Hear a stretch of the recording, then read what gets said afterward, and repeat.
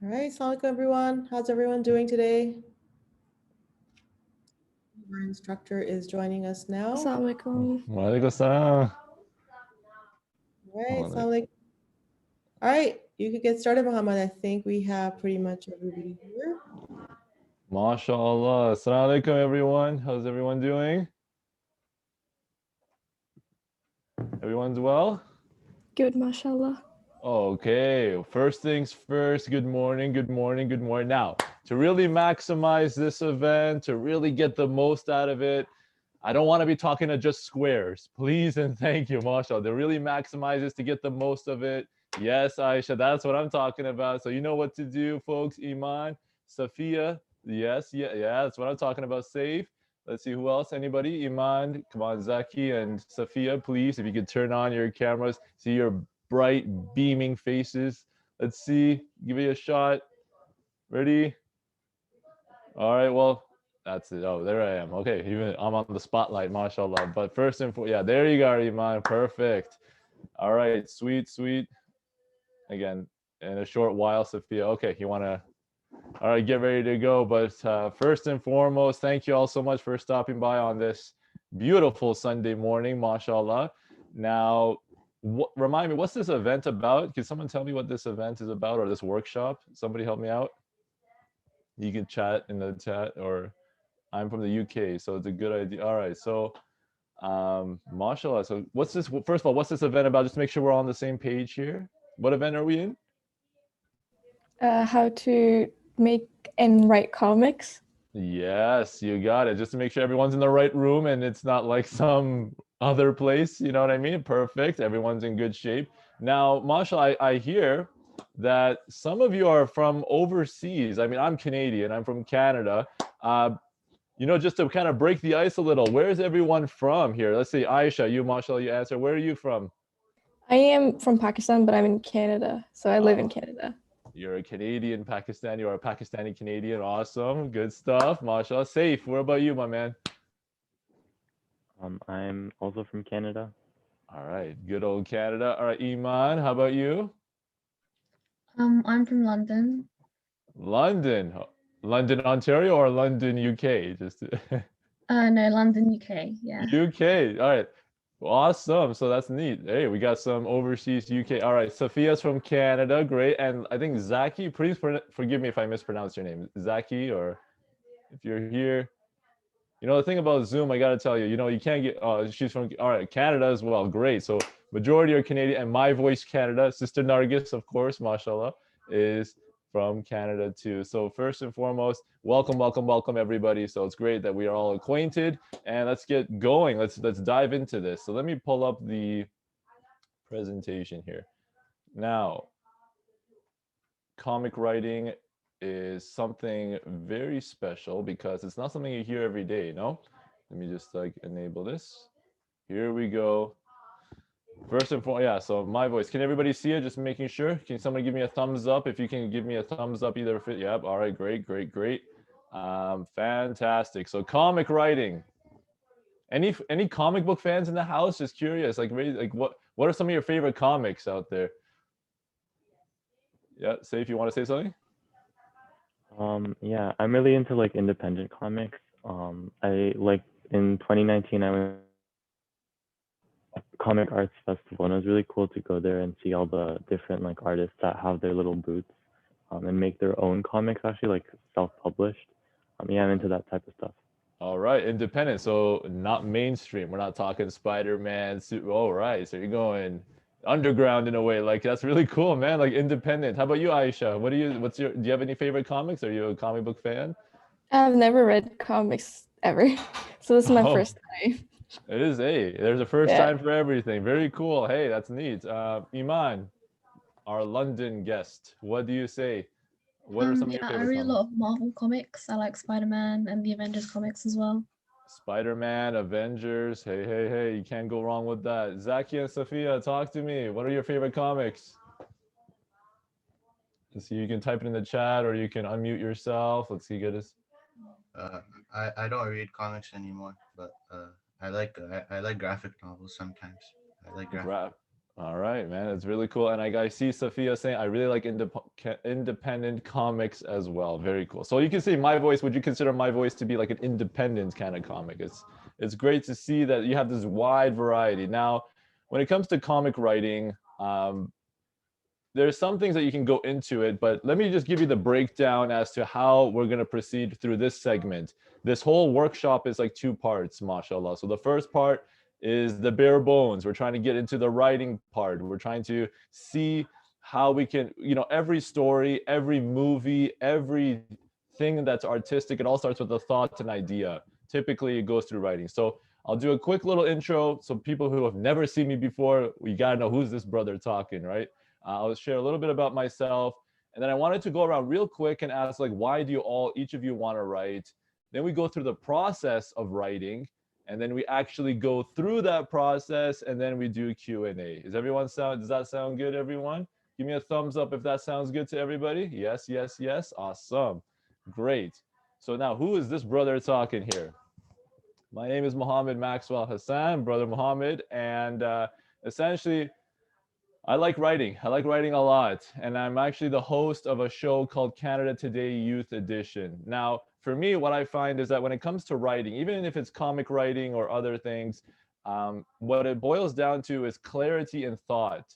When you write, or give me a hands up, how many of you have ever seen people who stumble on their words? Like when they're talking, they can't seem to get a clear, coherent idea. Maybe your teacher, I'm not knocking on any teachers here, but let's just say there are some teachers that they just talk the whole hour and then you leave the class more confused than when you walked in.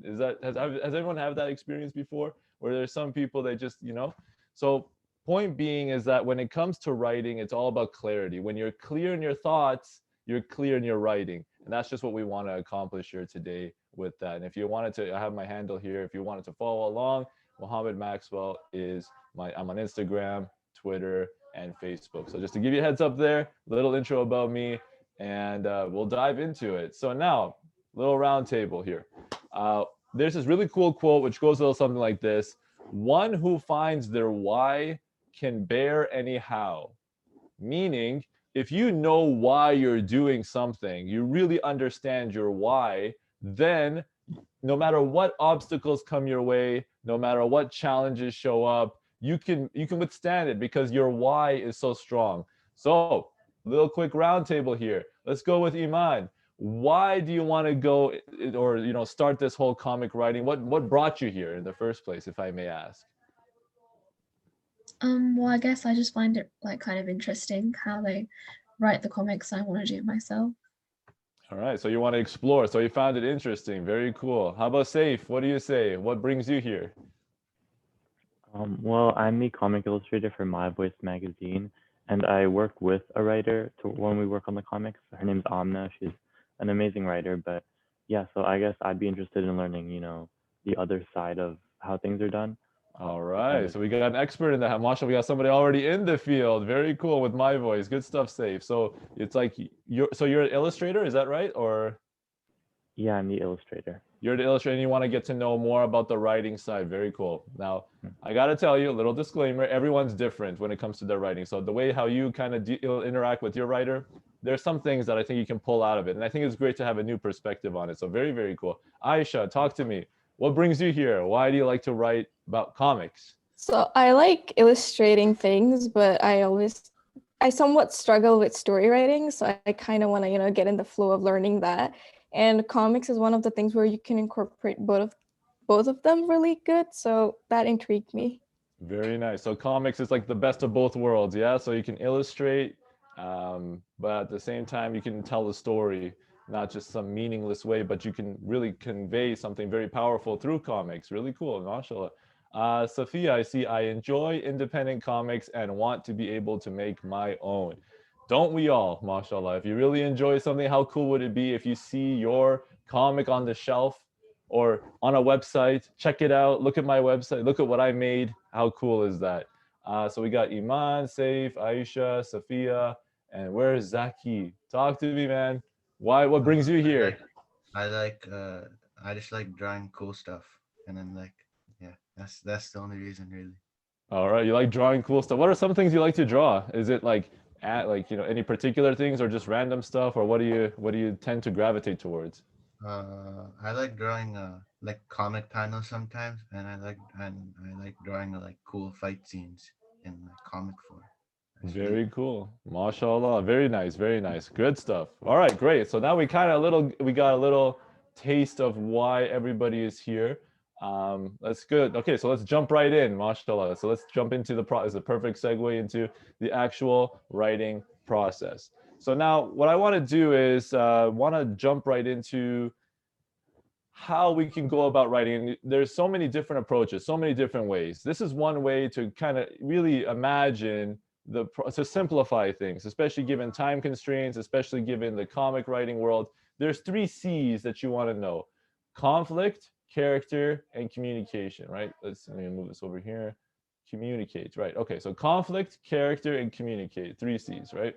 Conflict, character, communicate. Those are the 3 things that we want to tackle to really make a overarching story. So let's jump right into what does that mean? Conflict. How many of you have heard of a guy by the name of Aristotle by any chance? This philosopher Aristotle. Anybody heard of Aristotle? Aristotle? No one? No one's heard of Aristotle? Are you serious? Like, this is the Greek philosopher? Are you kidding me? One of the greatest thinking minds? Awesome. All right. Well, if not, it's a good idea to check him out. I'm using his words, like this is his way. So Aristotle, very, very smart dude, very great guy in terms of like thinking about a lot of stuff. And one of the things that he mentioned when it comes to writing and it's used throughout time is these kind of the main conflicts. Because when you have a story tends to be very boring if there's no conflict, right? If somebody's eating a bowl of rice and everything's peaceful, how exciting is that? You know, on a scale of 1 to 10, how exciting is that? Tell me, Aisha, on a scale of 1 to 10, how exciting is it? Person eating a 2. bowl of rice and everything is all sunshine and rainbows. 2. 2. Okay, so it's not even a 1. Great. All right, at least there's something going on. But here's the deal. So there's 4 different main types of conflict. Now, when he said man, of course, it includes women too. So it's just to give you an idea, just to keep the original text there. So there's what you want to do, what I want to do when you're thinking about your writing, think of what category this goes under. Man versus man, so person versus person.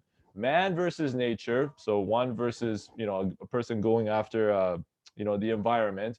Man versus society at large, that's one. And man versus himself, like internal problems. Can somebody, let's say Zaki, talk to me. Give me an example of what man versus nature looks like. What would be an example of a conflict there? Man versus maybe pollution. I don't know.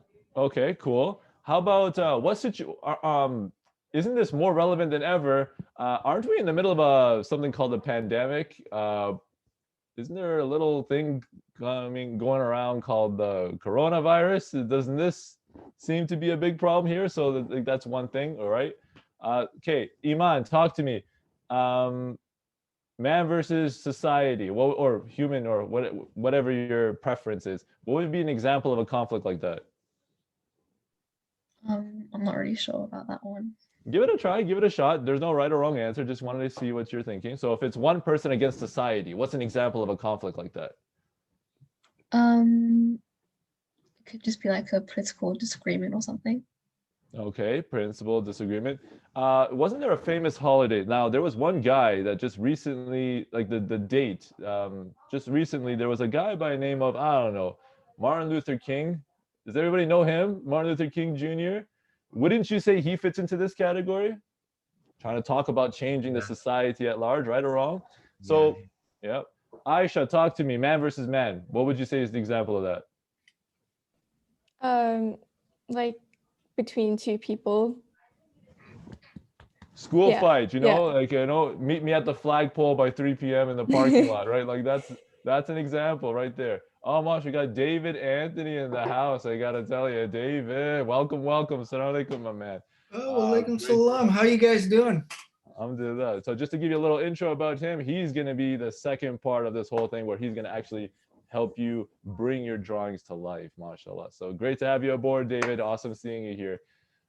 So now when it comes to conflict, so does everybody get the idea? Is everybody good? Like, so pick a conflict. That's a good starting point. Man versus man, man versus nature, man versus society, and man versus himself, internal emotions. Great. Now, okay, a little quick exercise here. What type of conflict do you think this is? Let's see, somebody help me out. Safe, could you read this out for me, please? Sure, you just want me to read out the quote? Yeah, just read it out. Okay. I'm not thinking, I'm just doing like I'm told, like always. You said get the money and I got it. I didn't really. When do I start working things out on my own? All right, thank you very much. Now, why I'm bringing this up is because, yeah, we have general ideas of what conflict versus, man versus man, man versus society, but now seeing it in writing, now because you're going to be writing, right? So now when you have these words, what does this sound like? What type of conflict do you think this is when you put it in writing? What would you say? Let's go initially, let's go Zaki, talk to me. What would you say? What would I say for what exactly? What would you say this type of, based on this one little paragraph, what type of conflict do you think this fits into? Oh, man versus self. All right, why do you say that? Because he's talking about himself and he has problems with himself, and it says myself over here, so that are just more clues that it could be man versus self. Excellent. Check it out, folks. Do you not notice how many times he said the word I? I'm not thinking. I, my. You see, that's a big clue to say it's a problem with yourself. That's nice. Sophia, talk to me. Or you can type it in the chat. What would you say? Do you agree? Is there something, another different angle on this? What would you say? I agree that it's a person versus self. Okay. Is there any other? I can think of one more thing. Can somebody help me out? One more thing, just to kind of look at this from a new angle. It could be a person versus person if he's talking to someone. Why? Tell me. Because it says here he's doing like or this person is doing like they're told, and they said you said get the money and I got it, and then at the end it says when do I start working things out on my own? Boom. So that could be this person talking to another person. Amazing, Sophia, you caught it. Look at that. You said get the money and I got it. You. So this person is talking to someone here, so there you go. So does that make sense, folks? Like, that's just to give you a little clue as to the writing really bringing out the conflict. So there's that. You said to do this. That's, you're attacking someone, no? And at the same time, when you say I, this is another thing, like, for man versus self. Great, great, great. So now, having said that, what about character? So we talked about conflict. Let's move on to character here. Now, when it comes to character, let me just move this over here so I can see it better. Okay. There's three ways. First of all, I know prior to this workshop, how many of you have a character ready to go? Does everyone have? I think that was mentioned before. If you haven't, that's okay, no problem. Just want to get a heads up. How many of you have a character already laid out? Does anyone have it, or we're gonna build this from scratch? No characters? Going once, twice. Okay, it sounds like we're gonna do this from scratch. Okay, that's cool. Let me just move this over. Got it. All right. So when it comes to this, there's three ways that we can kind of determine what a character can look like to really flesh them out a bit. Number one in the middle here is what's their motivation in life. That's a good way to find out what kind of character they are. Okay, let me think of a good character. Boy. Okay, let's say Hercules. What's Hercules' motivation? What would you say? Does anyone have any idea? Does anyone know who Hercules is? Please tell me, because I know Aristotle. And is it Hercules? What's his motivation? Anyone? Yes, no, maybe so. Come on. David, you got an idea? What is Hercules' motivation? Oh, he's got to prove himself to his father Zeus. Isn't that always the age-old tale?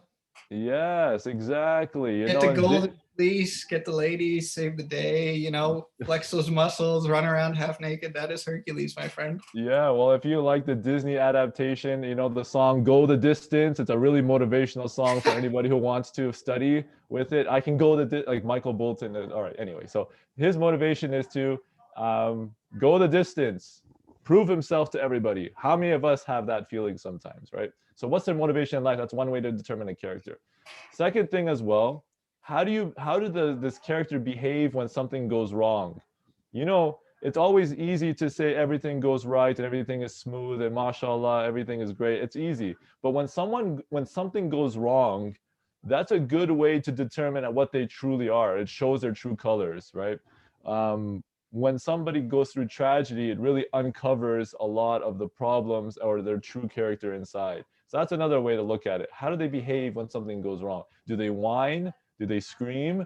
Do they just accept it? Do they persist? How do they do that? And that tells you a lot about their character. So what's the first one? Saif, help me out. What was the first one again? What was the first thing? For like the 3 character traits, the Yes, first yeah. one would be the motivation. All right, Iman, what's the second one? How do they behave?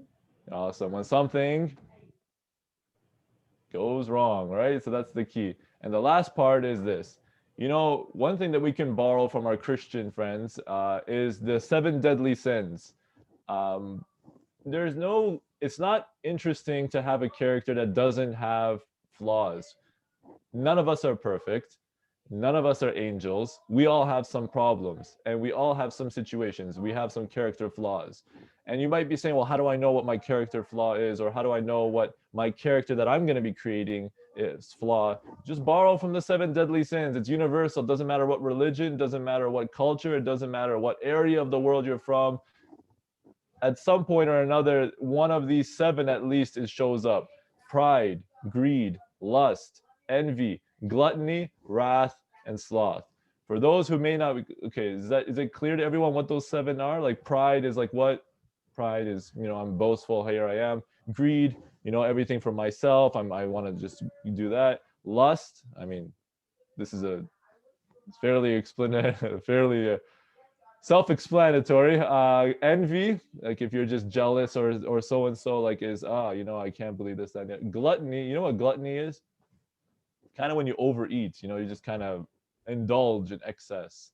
Wrath, you know, I'm sure people have felt the wrath of so and so.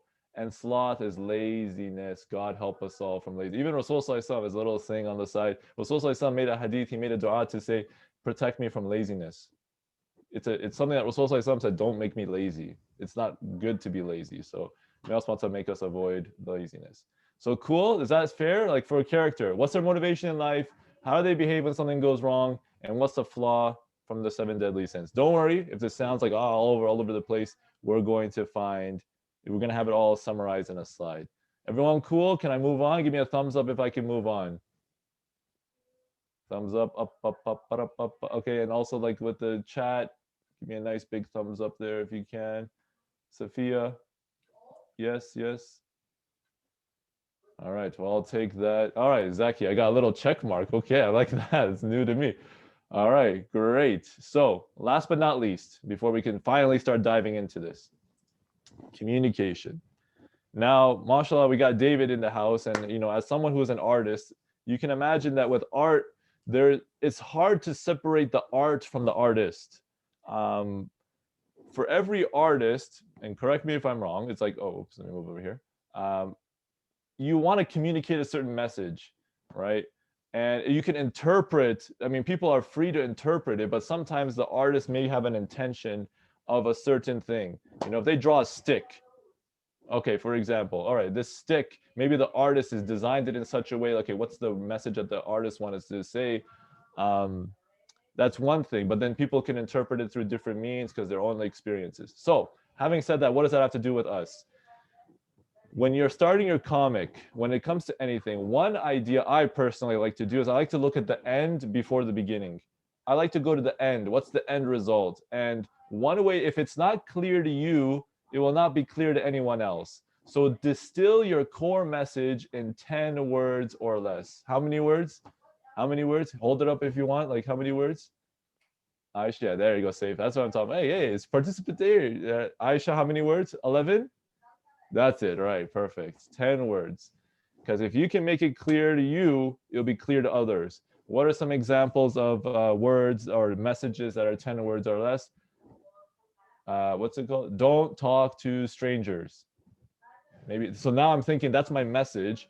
when I draw my comic out or when I make my comic, I'm thinking that as my end result. When somebody reads my comic, that should be the message that they get, if that's one approach. So if it's clear to you, it'll be clear to others. So distill your core message in 10 words or less. Now, before we can actually dive into this and have you break out and actually make some things of your own, wanted to give you a couple of examples so that way you have an idea of what it looks like. And then, bismillah, we can engage in creativity here. So this, if you can see here, let me just move this around here. Okay, so what this is from My Voice, and Masha Saif is from the My Voice team. This is, I believe, 2017 or 2018, if memory serves me correctly. What it is this. I'm giving you the overall result. So what you can do is, see, this is a regular Microsoft Word on the top here. Let me just move it over here. This is Microsoft Word. These are just boxes. And you can type in what you want to communicate, and you will see how it translates into the actual illustration. Aiden kept praying to God so he could make the right decision. And then look at this. Show Aiden on his prayer mat in his room at night, moon shining in the window. That's all it is. And look at that. The artist got it.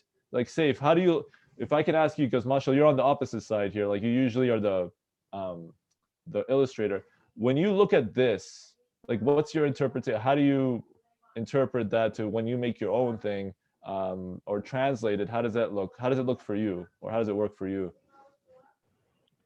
Well, if I looked at that and I'd like, I was supposed to illustrate it, I'd first think about like the perspective. Kind of like there's like a camera in this fake room or setting, and like where would that be?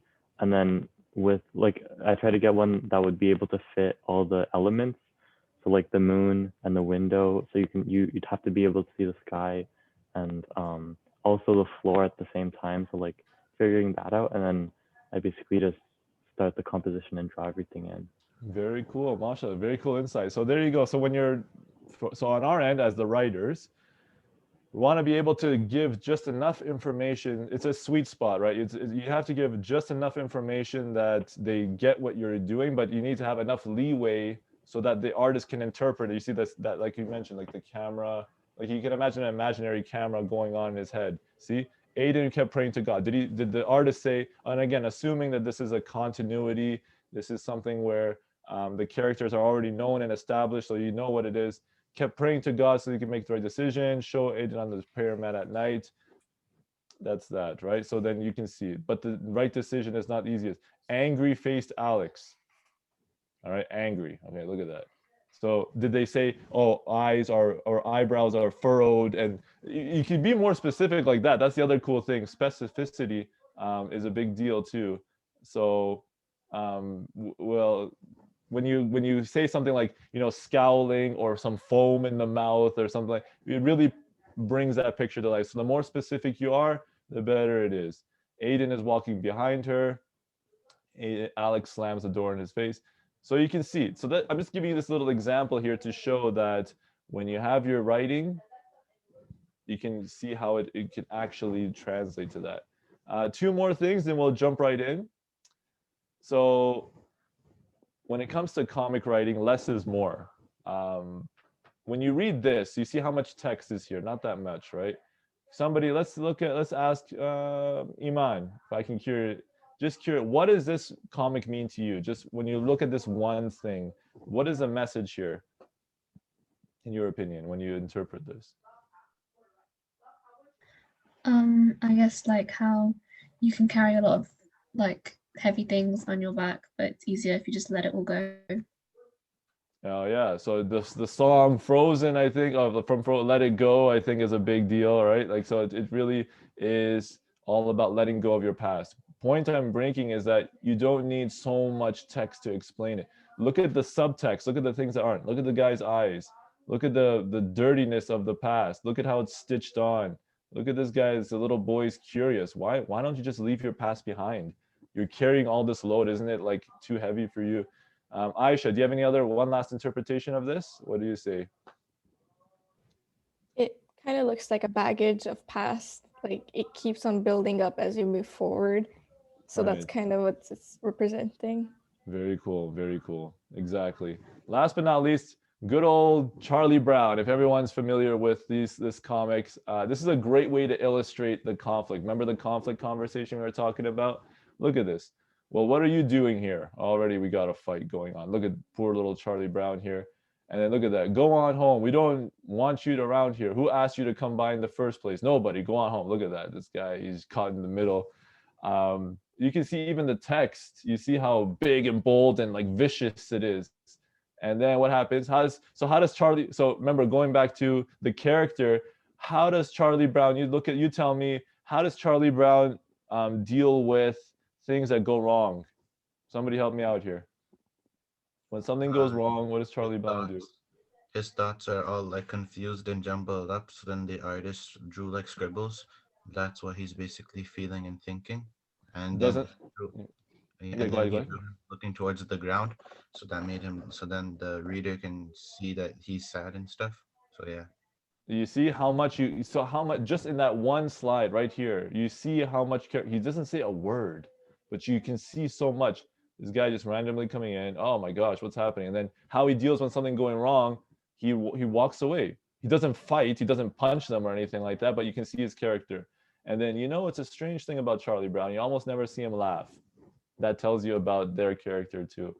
So, mashallah, a lot of good stuff here. I'm sure you're all gonna have such creative things. So I put it all together. Oh, this is another thing, but we'll skip this. This was a software. If we have time, we can dive back into it. But it's a software called Twine, if anybody's interested. But we can use Microsoft Word. It's just as fine.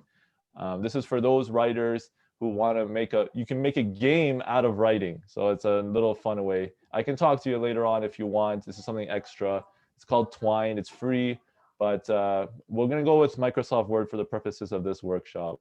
All right, great. So now what do we do? Number one, pick your conflict. Number two, with your character, figure out behave when they're going wrong, the motivation in life, and the 7 deadly sins, and determine your core message in 10 words or less. I think a good amount would be what? Would you say half an hour or so, or 20 minutes? Maybe that'd be. Sister Nargis, if you're here, could you let us know what's a good sweet spot to kind of have them break out and do this? They could take probably 5 minutes to just put down bullet points for these things. Who, what's the conflict they want to do? Who's the character? What Okay.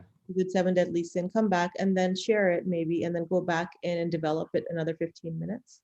Okay, sounds good to me. All right, perfect. We'll go with that. So I'll leave the slide up here so you have it as a reference to know, so you don't, pick your conflict, character, and message in 10 words or less. If you have any questions, let me know. So do you want to, sorry, one last thing, Assistant Argus, do you want to have them break out into individual, do you want to do this, who wants to do this individually and who wants to do this as a group, maybe that we can do that. So individually, just raise your hands. Okay, Aisha, Saif, Iman, all right. Zaki, what about you and Safia? I'm fine with either. I don't really mind. You're fine with either, and Safia, if you can chat or let us know. I'm good with doing it in a group. Okay, okay. So we got 2 groups and like 3 individuals. All right, boy. Okay, so, So I'm just gonna put Zaki and Safia in a group. Great.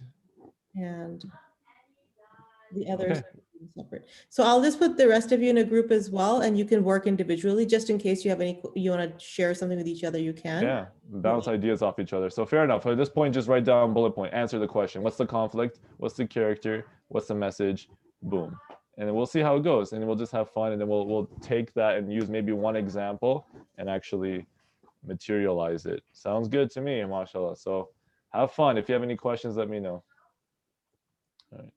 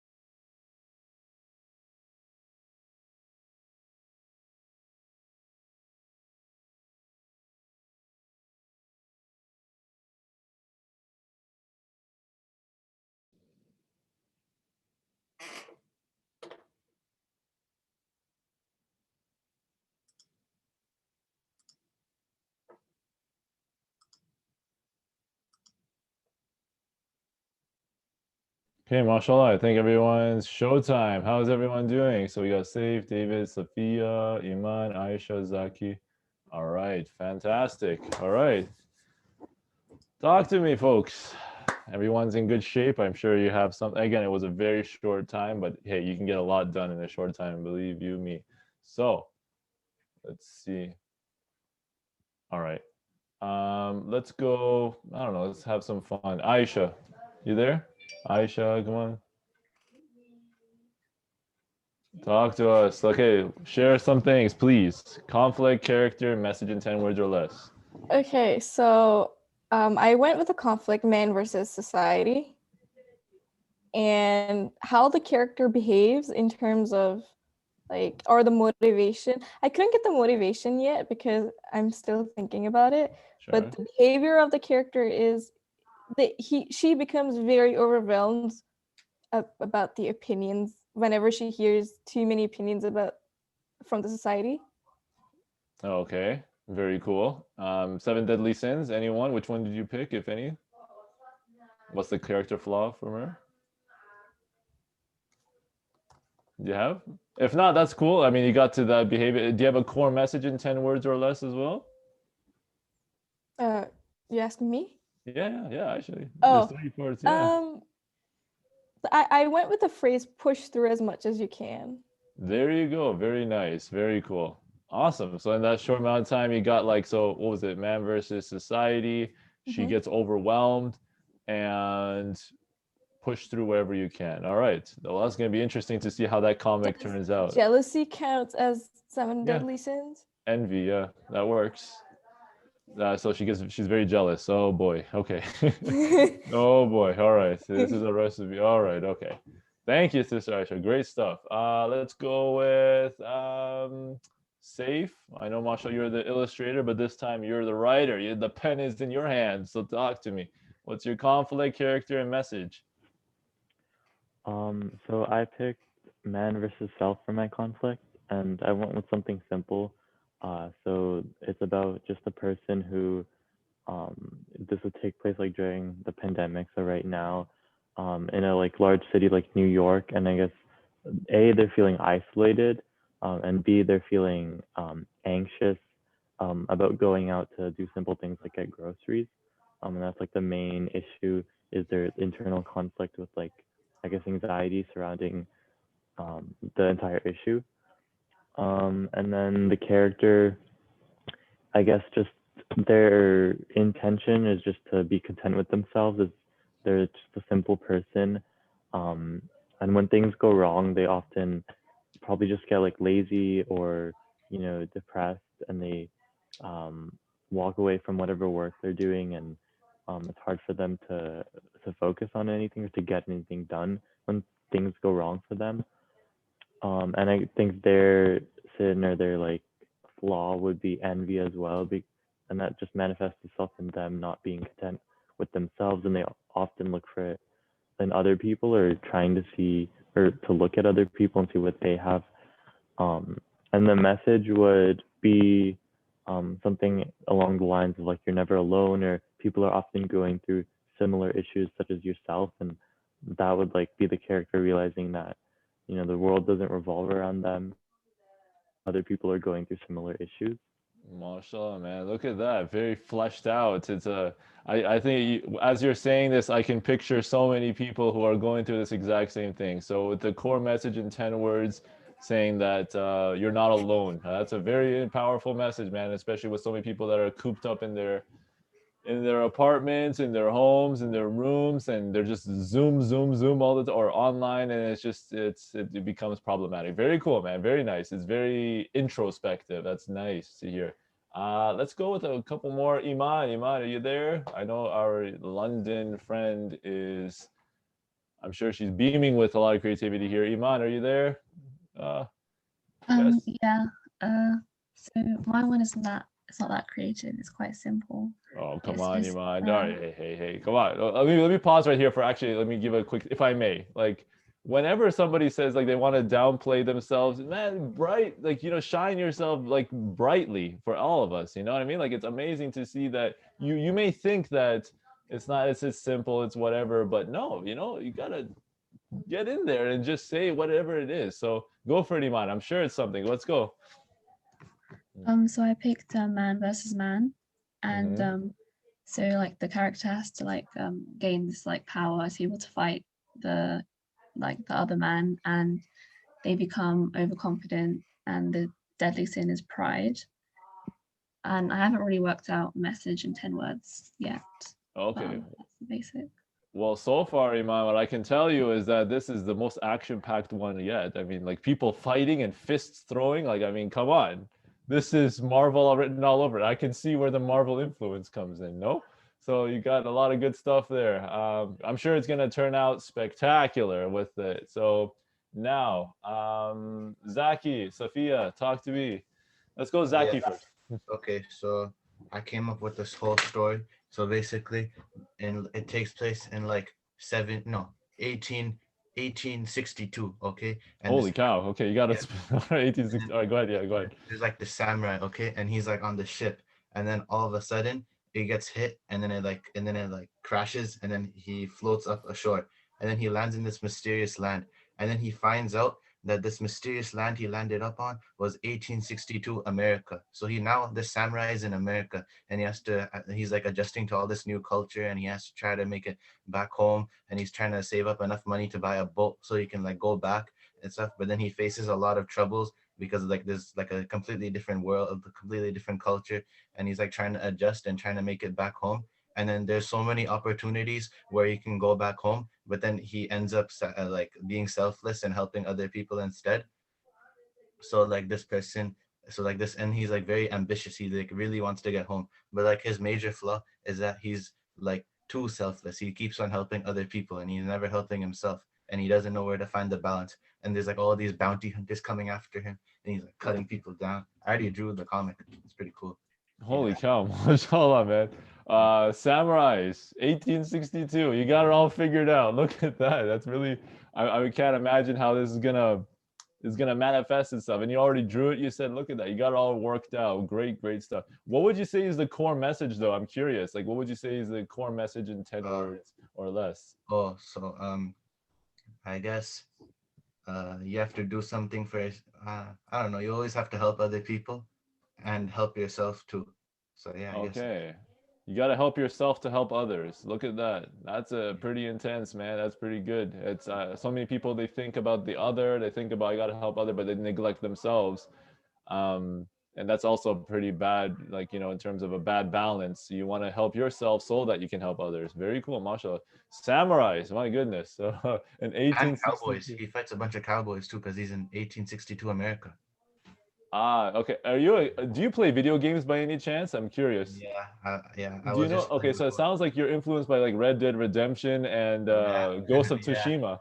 You know what I mean? Like it's like a cross between Red Dead Redemption and Ghost of Tsushima. So, hey man, samurais, cowboys, my God, it's gonna be something else. But hey, it's your comic, your world. And last but not least, Sophia, talk to us. I'm still kind of trying to figure it out, but so far I've come up with a man versus man conflict. Okay. Where there's like my character and then like a rival, and like everything's always like a competition. Like one of the always like yeah, it's always a competition. Like everything is a competition. Everything they do, everything like I'm still working out my storyline, but like yeah. And then that's okay. Hey, look. I haven't come up with a flaw yet. Like I'm still working on it, and I still haven't come up with a message in 10 words or less.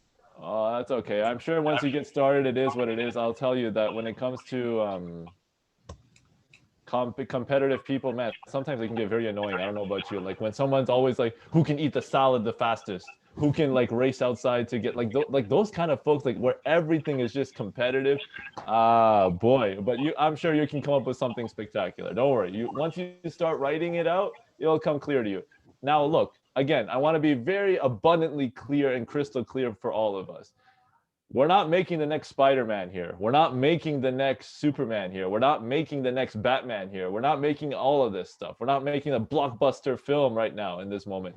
Just have fun with the exercise. Just see what comes out. You never know. You know, I mean, samurais and cowboys and people who are in the pandemic. I mean, all this stuff, like it just practice and practice and practice. Those folks who became successful didn't like strike gold the first time. They probably went through this exercise like thousands of times before they finally found the thing that really resonated with everyone. So have fun with this. Have fun. So there's no pressure. Oh, I didn't figure this out. Oh, I didn't figure that out. It's okay. Just work with it. Just try. Just have something. Because by the end, inshallah, the goal is at the end of the workshop that you have something that you've produced and that you can look at it and say, hey, I did it in an hour or two. Why not? You know, how cool is that? So just to conclude this main segment, what we're going to try to do is we're going to break you out into rooms again. I don't know if you noticed in the chat, does everyone have access to the chat, first of all? There's a Word document called Writing Boxes. Can everyone see that? I need like a thumbs up confirmation to make sure everyone can see it. In the chat, there's something that says Writing Boxes. Does everyone see that? It's a Word doc.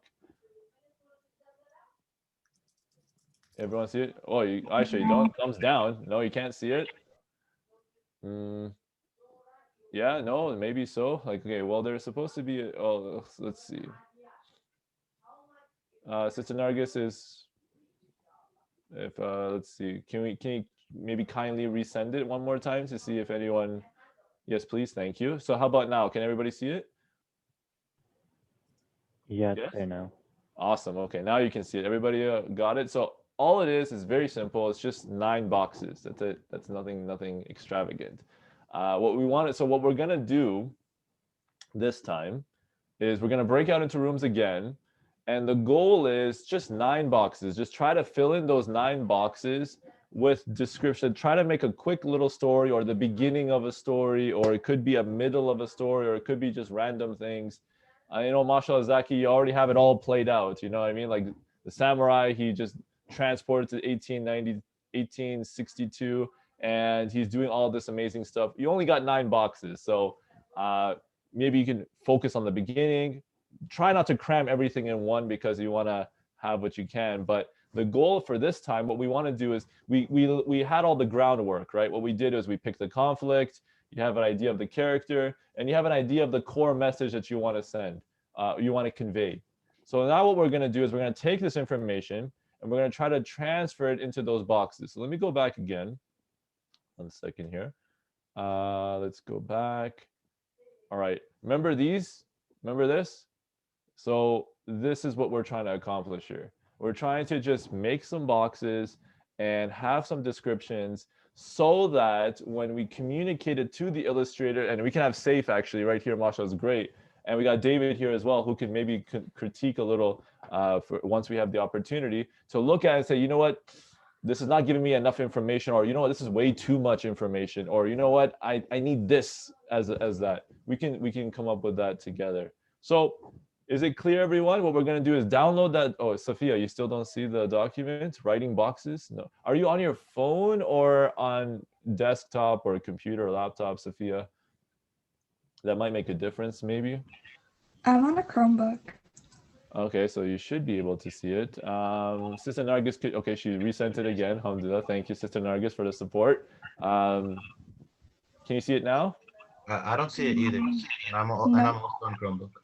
Okay, we'll see. Okay, Sister Nargis, could you combine Sophia and Zaki together? Anyone else who doesn't see it? Like, if not, then we'll group them together, and I'll be with them. Zaki, can you please put in your chat your email address, or just to me, to the My Voice Canada, and I'll email it to you right away. Okay, you can do that in the chat, please, and thank you. So again, the goal is we'll break out into rooms, spend about maybe 15 to 20 minutes or so to maybe about 15 minutes. I think that's a good number. 9 boxes, as much as you can, 9 boxes, fill in the blanks, just try to come up with the story with what you have, and we're going to discuss, and we'll spend the last 20 minutes or so just going it over, and inshallah we'll have a blast, and you'll take that, and then David will be like, you know, conducting his part of this whole workshop. Sounds good, everyone? Awesome. Alhamdulillah. Wait, are we doing it on paper or we're doing it on like a website? You can do it on the it's a Word document, so you can like type it Oh. up. So it's Oh. okay. If you prefer, hey, look, I want to leave options open. If your preference is getting a scrap piece of paper and like writing it down, hey, if that's faster for you, no problem. I just figured it'd be easier if everyone's on their computer to just type it up, or if your preference is writing it out, you can do that too. Hey, no limitations there. Okay. Sounds good. All right, sounds good. I think we can break out into rooms again and have Sure. fun.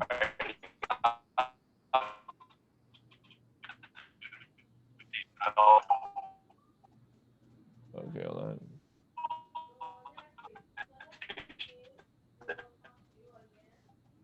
Screen so we can see it.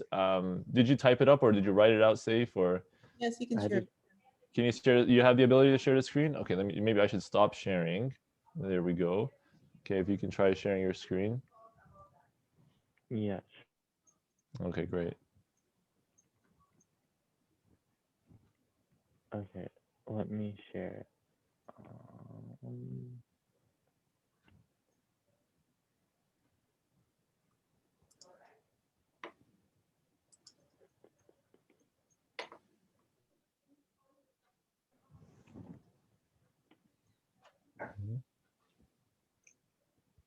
Okay.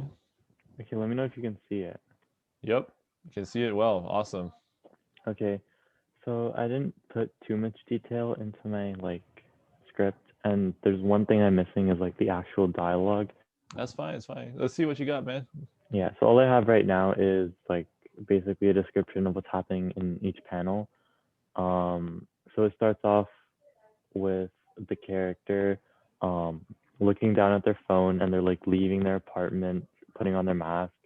And like I wanted it so like with their phone you could see like a bubble, like a speech bubble, but it shows what's on their phone and they're just looking at the news basically. And it's just a lot of negative stuff about the pandemic.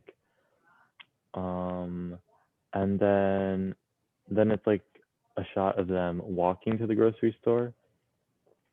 Oh, actually, let me go back to the first one because they're supposed to be anxious in the first panel, so that's like a big part of it. Then they're walking to the grocery store.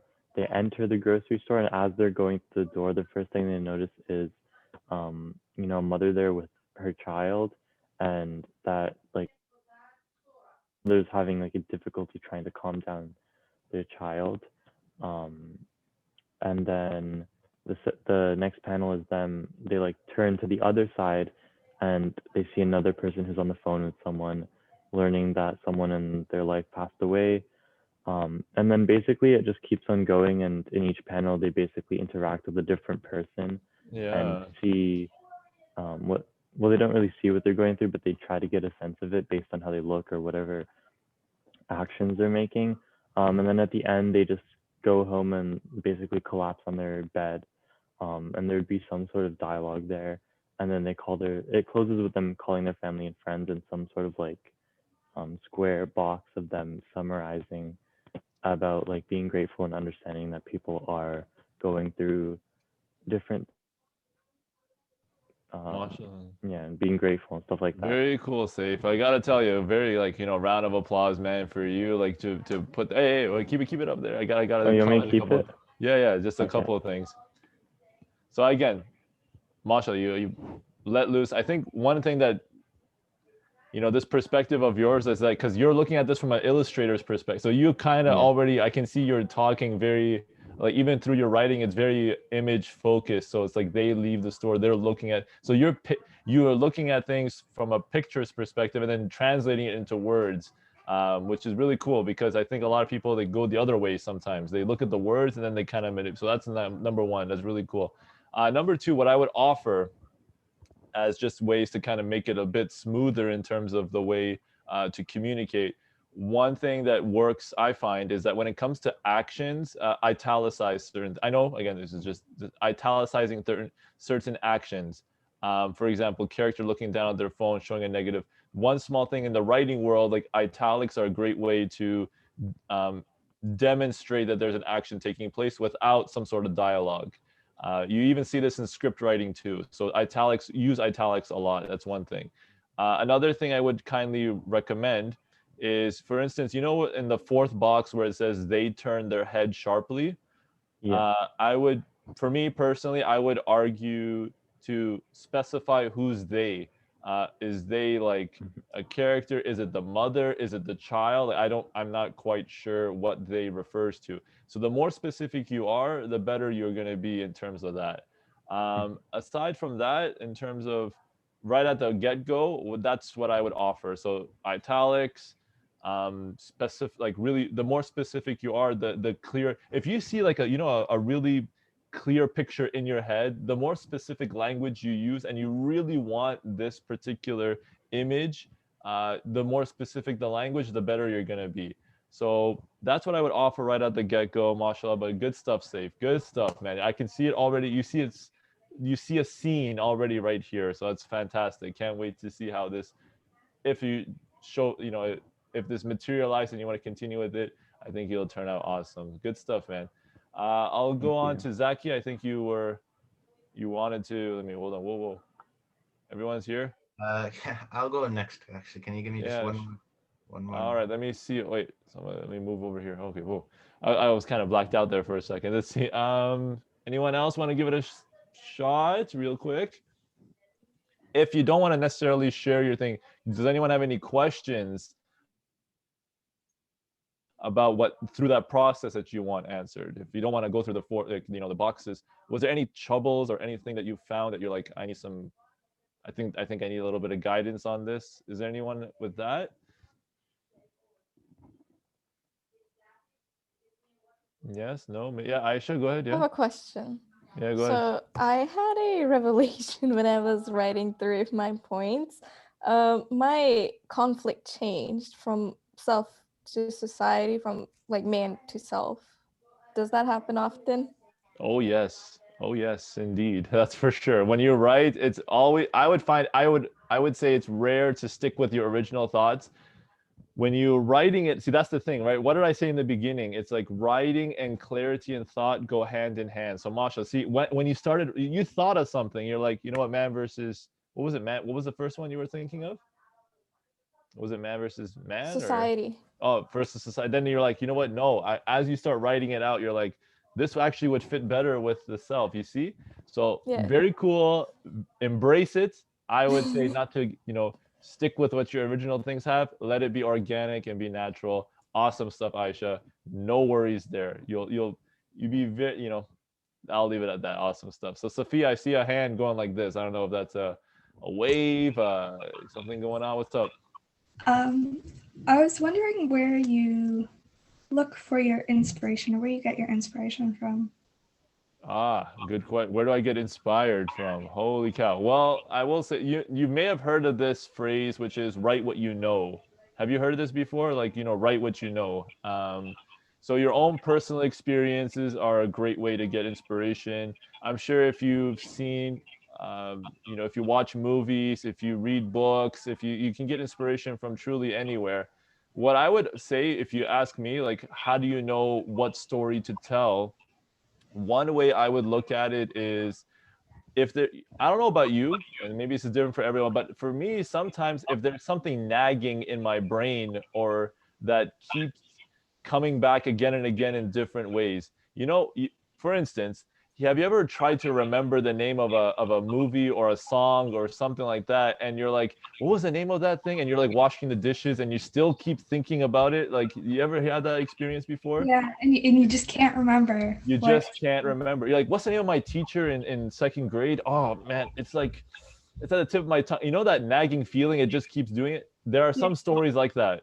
There are some things that maybe you constantly think about that just keep coming back and again and again. So that's one good sign of inspiration. If there's something that keeps coming back again and again and again, chances are it's a good opportunity. So I would say personal experiences, just what you see and hear and feel and look around. And then if you find that one thing that keeps coming back again and again, chances are you're knocking on that door and it's a story to tell. So hope that answers that question. Great stuff. Anyone else have any questions before we go? I know, oh man, sister, I want to respect the time, but Zaki, I don't know, what should we do here? Fine. I'll just show it. It's done basically. All right, let's go, Zaki. Okay, let's go. Let's go. Okay, I just rushed the last panel. No worries. It's okay. Okay, so let me turn my camera on. All right, you can see. All right. Can you see it? Holy cow! You actually skipped it. All right, fair enough. Nice. Okay, yeah. It's showing it reversed. Okay, that's So fine. I can see it. No, it's good to me. left or right, actually. Left to So right is good. Yeah. so there's a samurai walking, and then these three people come up to him, and they're like, "Oh, we have a bounty with your name on it." And then over here, I think you can see the bounty poster in the third panel. Yeah. Yeah, so then he's like, "Oh, this is your bounty poster," and then he's like holding his guns to him. And then over here, there's this box with just a check mark on it that just shows like a swish of his like sword, and then he like chops his head off. And then the other two guys are like nervous and they just run away. That's all I've done so far. Oh my gosh. Okay. Well, definitely action packed. There's no hesitation Yeah, there. that I But look at it. So all right, appreciate you sharing that. And look at the last one. I Yeah. can see where you're going with this. Very cool, man. Well, I can see that you maybe are more visually like inclined. Like you see something and you can draw it right away, which is great. yeah, I like movies way better than comics. And movies and TV shows better than comics. But I also really like comics. But the only thing I don't like about comics is like when I'm drawing them, I have a hard time with like the boxes and organizing everything and stuff. Oh, well, that's why I think that's where the pre-work comes in. When you have those moments where you think about all the tough questions, like what box is going to go here, how am I going to, if you wanted to go with the movie analogy, if you notice that there are sometimes you have screenshots or things of that nature, they actually draw out certain scenes first before they actually film and actually do Yeah, it, so you can visualize it, right? Yeah, like storyboards and cinematography. Exactly. Storyboard. That's the word I was looking for. So storyboards, exactly. So that's the key. So I think with that, you're going to be good to go. Sophia, all right. Got a hand up. One last quick question. How do you tend to come up with what message you want to convey at the end? Like your message in 10 words or less. Okay, good question. So now, the way I like to put it is, think of it as an interview, right? Imagine you're being interviewed. Somebody comes up to you, Sophia, says, Sophia, if you had a message for humanity at large, what's the thing that you would say? Or depending on the topic, right? Imagine that you're making a comic specifically for teenage girls. Okay, that's your comic. You're gearing it towards teenage girls. An interviewer comes up to you and shoves a microphone up to your face and says, Sophia, there's a huge crisis going on. What's your message to these teenage girls? What would you say, Sophia? What's your message to them that they need to hear desperately? I don't have one off the top of my head. All right, off the top of your head, you see? But once you find, put yourself in their shoes, like that's what I would say. So if you're saying, what's my message in 10 words, or that's one little exercise, it's just to think if you're being interviewed, somebody was to ask you, what would be the core message that you would say? Then you can write, maybe your first message is like 20 words. Okay, how am I going to cut it down? And then how am I going to cut that down? How am I going to cut that down until you get to your core message? So again, a lot of this is process. You're not going to get it the first time, but with the pre-work, it will eventually distill it down to that core message. Also a good idea to look at different quotes online, and you can sometimes get messages and inspiration from various quotes. So with that, we're going to have a little bit more time to ask questions, hopefully in the end, but we do need to rush to the second workshop. David is here he's going to set up and he's going to help you illustrate. I just had a quick question. Is there anyone who wants a couple of minutes to stretch before we come back to David's workshop? A stretch break. Or would you rather, if everyone's in good shape, you can plow through it and everyone's good to go? Okay, so I'm going to take that as that.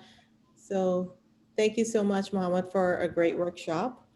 And you guys can connect with Mohammed. You want to give your handle? Yeah, I'll do that right now. Yeah, in the chat. So check it out. This is me. And also remember, folks, to be with My Voice Canada. Here's My Voice. So this is me, like Mohammed Maxwell. If you want to reach out to me and ask questions, this is like his Twitter. So I'll leave it in the chat. But for now, again, take it away, David. Man, it's your time to shine. Oh, no way. Okay, can everybody hear me clearly? Yeah. Awesome. Okay, so Nargis Auntie said the most important thing is that I keep you guys entertained. So I'm gonna make it my #1 goal to turn those frowns upside down, okay? Sound good? Yeah. Okay, that's what I like to hear. So, Nargis, I need your help just turning this on. Or should I introduce myself before we go into the drawing and what I do?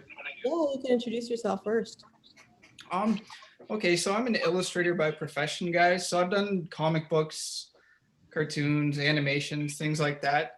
But primarily what I do is I do large scale paintings and murals. So, I mean, I was doing one the other day. I've got 3 or 4 lined up this week so far. Maybe at some point during this workshop or after, I'll show a few pictures of those. So for now, I think what we'll do is we'll get into the drawing because I'm not sure how long this will take. Are you guys going to be drawing with me or are you just going to be watching? We could draw with you, I guess. Yeah, might help, right? Yeah. Okay, so how do I do this, Nargis? How do I get the phone so it will look down on the piece of paper? I think it's already connected, right? It's connected. You just need to turn on the video on your phone and mute it like we did last time. Okay, so how do I turn on the video? It's turned on. But you need to mute it now. How do I do that? I don't know, you did that last time.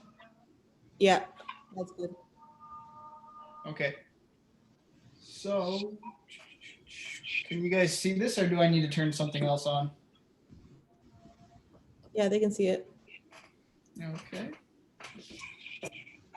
I need to bring it a little closer to your paper.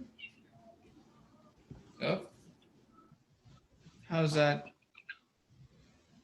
Is it upside down for you guys or? It is. How do I fix that? Do I go this way? Yep. And now. That is coffee, so that's not my picture.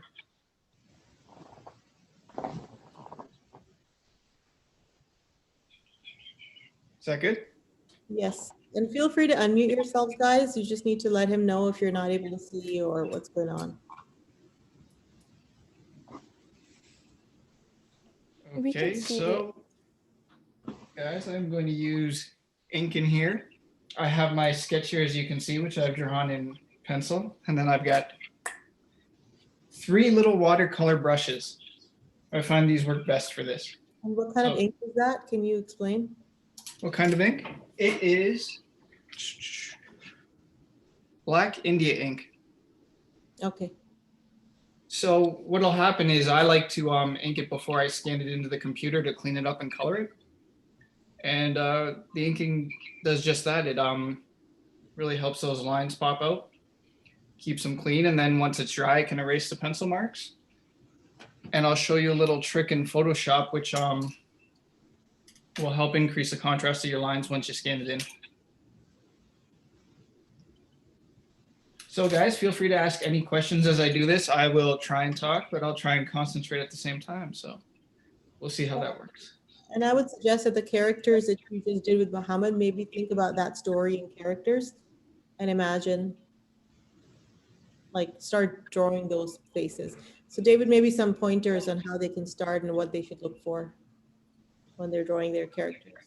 When you're drawing your characters, you never want to start with the head, but you never want to finish with the head. That is a trick for drawing a character. It always tends to end up kind of weird and wonky when you do it that way, and it's never proportional.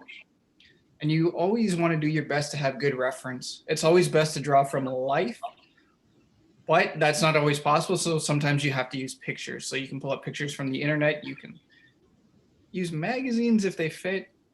It's often good to pull up stock images from the internet.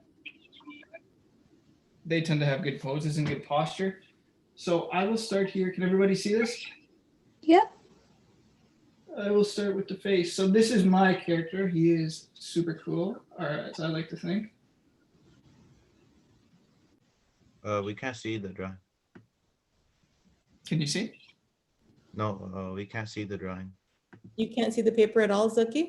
Or is it just, you just want it zoomed in? Like I can't see the drawing. All I see is just him. Oh, I think you might have to pin the screen. Oh, okay. I get it. You there now, Chief? Yeah, I got it. All right, that's the important thing, right? Are you using a brush to do the inking? I am. You can use pens. I have some pens. I've got some Japanese ones as well, but they don't end up as crisp as when you do it with a brush, right? I find the brush is a little cleaner, and it you can make crisper, tighter, and more refined lines with it.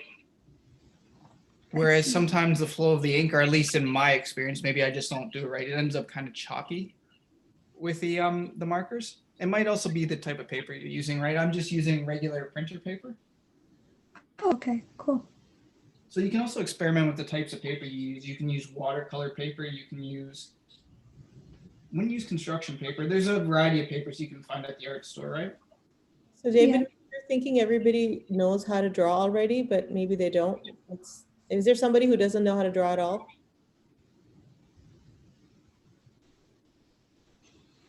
Well, like properly, no, I don't know how to draw. I just go off with whatever, like whatever basically. So I'm gonna assume that some of them don't know and they would like to probably know how to start, like the first time they're gonna think of an image.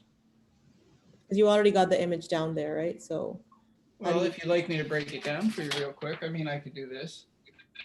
So everybody can see the image there, right? Mhm. Yeah. So essentially it's a sitting posture. So this would be the body, right? This would be the torso. We'd see a little bit of the back. You gotta remember, the top part of the torso is usually a slight rectangle like this, right? So it's on a bit of an angle here. You see that? Yeah. The legs are coming from here, right? So legs are pretty straightforward. You can divide them into two segments. You'll have your thighs, then you'll have your knees here. We can't see what you're doing. It's gone off.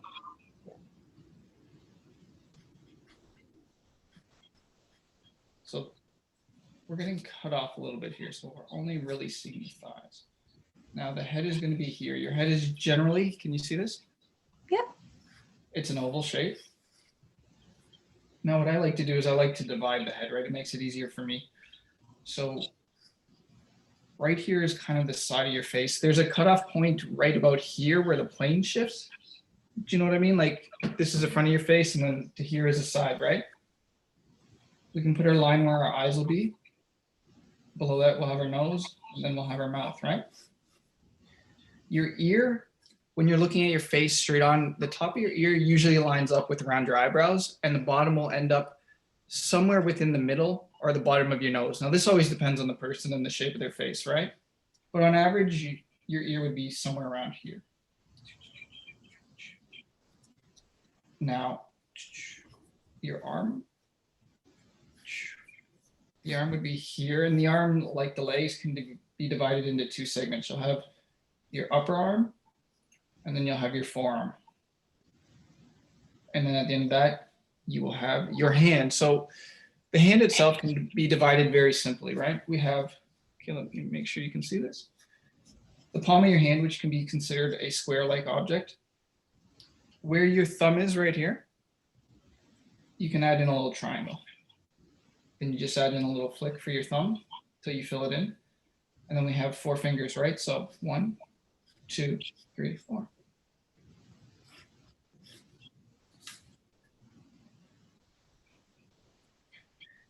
So that's the basic shape for this. So once you have that, then you can fill in the details any way you like, any style you like.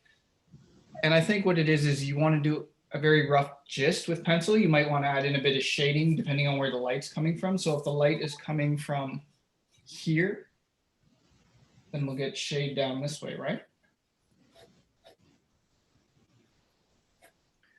And then the rest, what I like to do is I like to fill it in with ink. Ink is where you generally bring it to life. And then when you color it, it's kind of where you clean it up and you make it really professional. So would you like me to continue to the ink drawing, or would you like any more lessons on the basic shapes for the pencil drawings? Nargis? I'd like to ask the kids, are you guys okay with him continuing the way he was doing it, or you want to ask more questions? Sophia, Iman, Seth.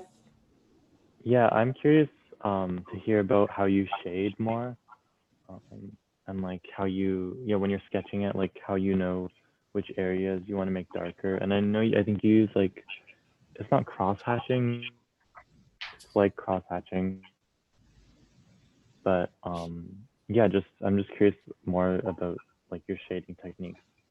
Shading technique, it depends on what I'm doing, what kind of style I'm going for. Sometimes I shade directly in Photoshop just with color, different color tones. Sometimes I don't generally do cross hatching. Cross hatching is this, right? I generally do a bit more of hatching, just lines like that. When you're shading, right? So can you guys see this right here? Yep. Yep. Okay, like I said, so if this is the shape of the face, right? If our light source is coming from here, then the shade, wherever it hits on the opposite side, we'll get some of the shade and some of the shadow, right? So if it hits the nose, you'll get a little bit here. You'll get some on the side of the face where the plane shifts. Depending on your source of light, it may or may not cover the entire eye, right? So if we pull down the neck a bit, it'll hit here, right? So the chin right here will block off the neck, so you'll get some shadow here. And then depending on where your ground is in the background, if you see it, then your shadow will essentially follow that same pattern. Does that help at all? Yeah, that helps. Thank you. The other thing too is remember when you're drawing, you can manipulate things as long as they're not too blatantly ridiculous, I guess would be the best way to put it. Then you can manipulate them to create any sort of dramatic effect you like, right? So you can make really intense shading as you might find in like a Batman comic, or if you find something a bit more cartoony and a bit more campy, there's probably a lot less shading.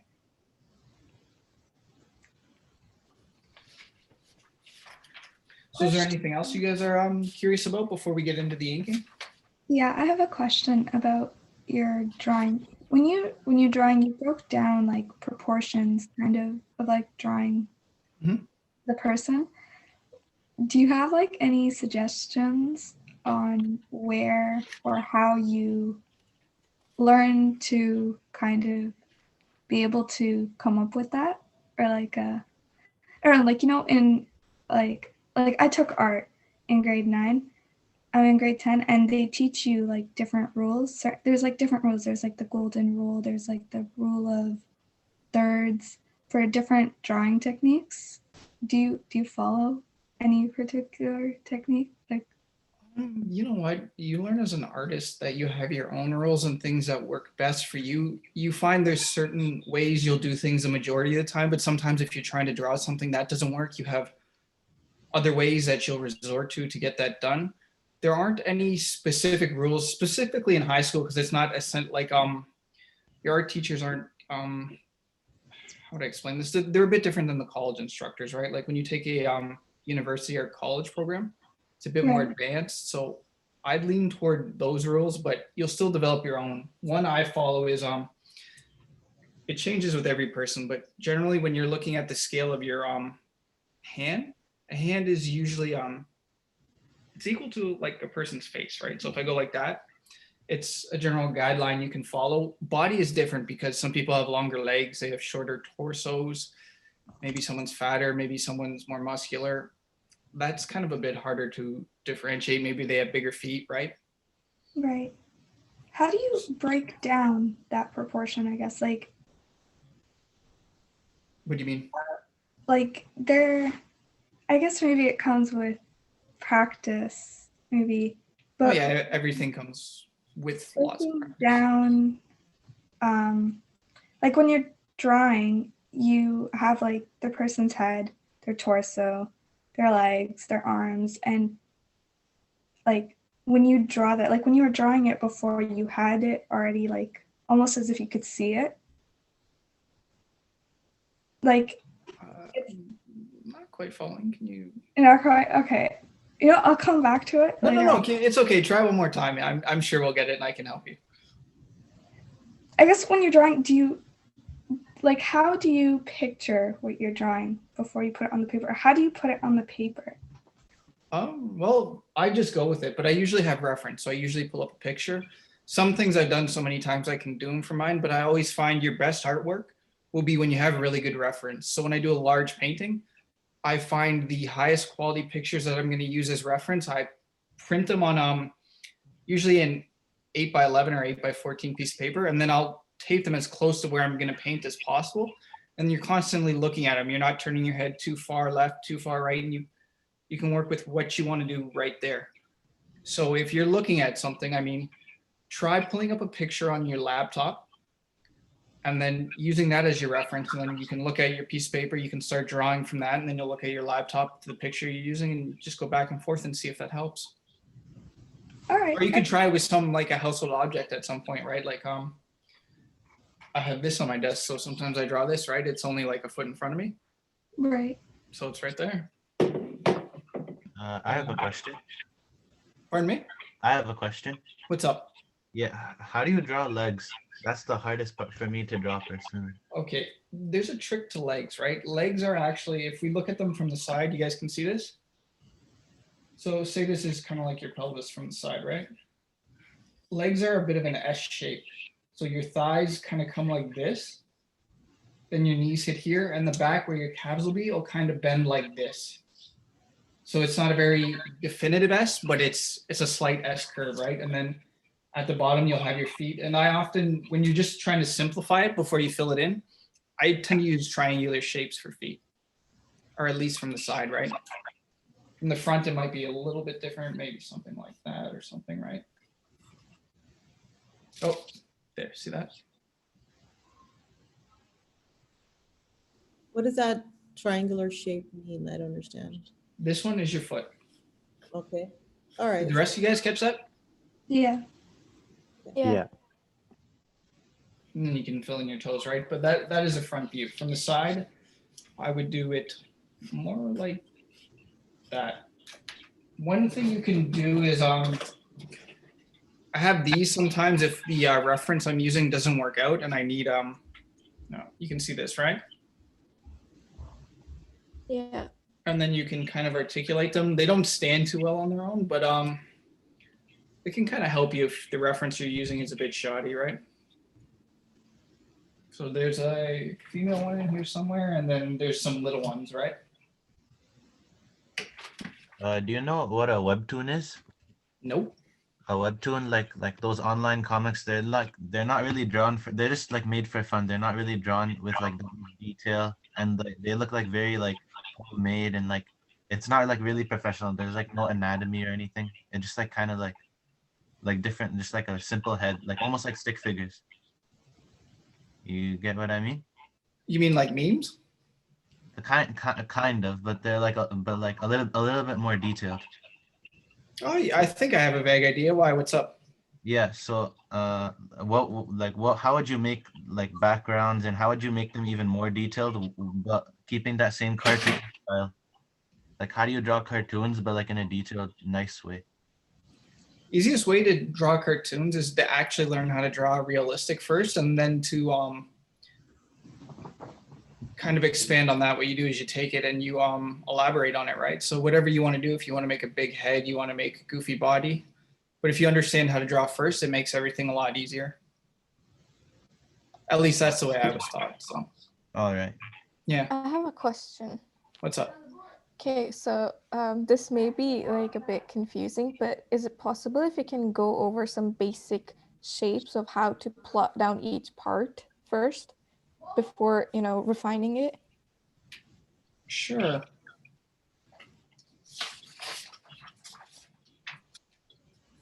So what do you want to start with? The head and the shoulders part. Okay, so let's see here. Can everybody see this right here? Yes. Yeah. Okay. So I guess I'll set him right here, you can see. So we draw an oval shape for the face, or for the head, right? Where his eyes will be, I'll draw a slight line. We can come down with another line for where the nose will be. I like to draw the nose next, right? So the shape of the nose is going to depend on the person. It generally is a triangular shape, right? Like this. But some noses are pointy, some are flat. Mine is kind of round, right? So if I were to do mine, it would be a bit rounder. We'll go up. And then I like to do the eyebrows next. So come down. For the lips, the top of the lips, a trick I always learned is they're like two triangles side by side, right? Can you see that? And then we can easily do the bottom. Now, if we go to the eyes are always going to depend on the person. Everybody's eyes are different, right? So mine, I often like to draw, I guess it'd be more like a rhombozoid shape.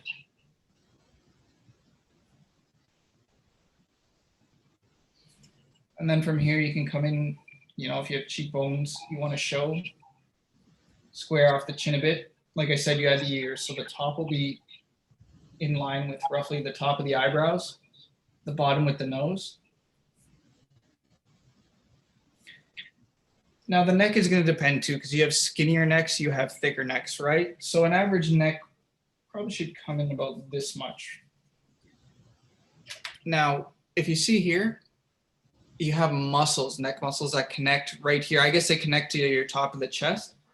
So they'll be more defined on a man, but you may want to bring these down just a bit. And then the top part here, your trapeze muscles, you can add those like that. And then hair any way you want, right? So we can give him one of those. Does that help you guys? Yep. That helps.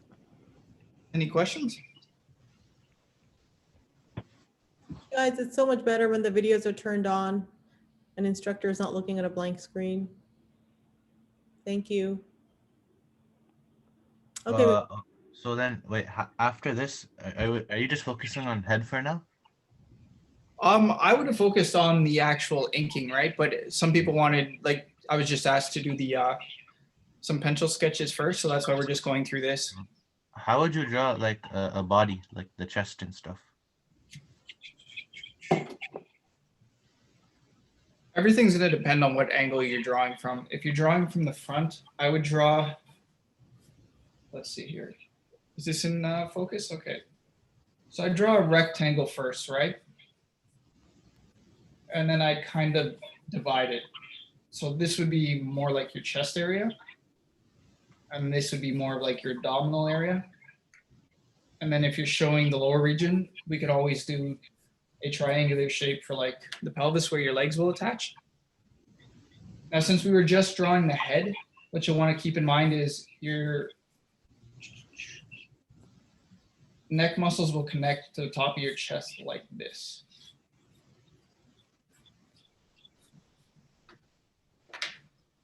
Does that help? Yeah, maybe just go down and complete the legs and arms, just to give a quick sketch on it. And then what about like the arms? Oh, okay, you draw a circle. Okay. So you're gonna want to put your shoulders down, right? And like different people have like different proportions. So let's say what would you draw like a very like muscular tall person? How would you draw that? It would depend on your reference, right? Yeah. So you're gonna have to look at your reference. On average, I would make the top portion of the arm come down about this much. I'd cross off a line for where the elbow will be and where the arms will connect, right? I find this is just personally for me and for the average person, that about 2/3 of the way down your thigh is where your hands will be, right? But again, if the person has really long arms, this will change it. If the person has really short arms, this will change it. So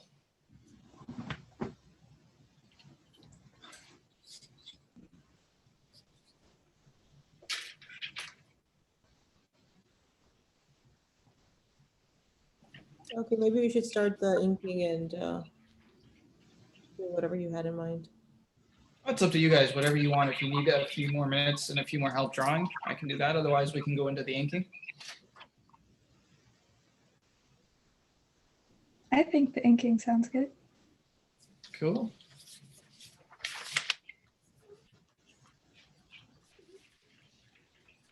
So guys, just remember, sometimes when I'm doing my work, I get a little caught up. So if you have a question, just blurt it out so I don't get too lost in my work, okay? All right. Cool. So when inking, I don't really have a particular preference as to where I start. Usually with a lot of things, I'll start with the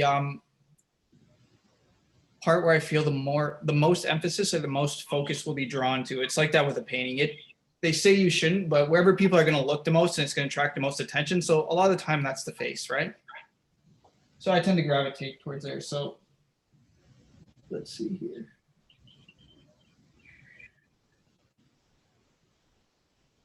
How's that? Can everybody see? Yeah.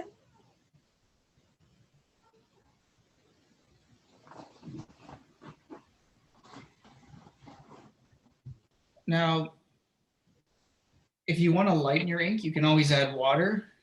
It'll take away some of the opacity, so it'll go from black to a bit more gray.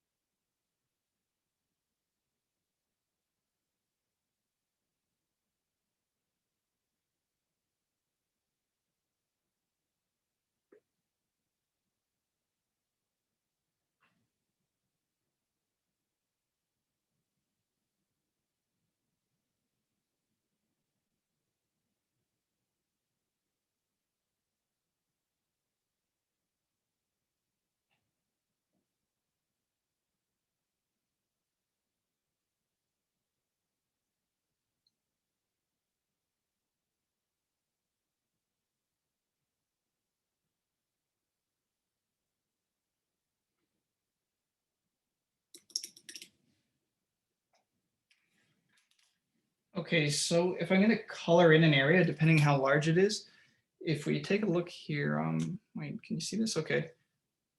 You guys able to see this? It's a bit tricky on my screen, but the one on the right here is very thin. It's what I'm using to do the lines.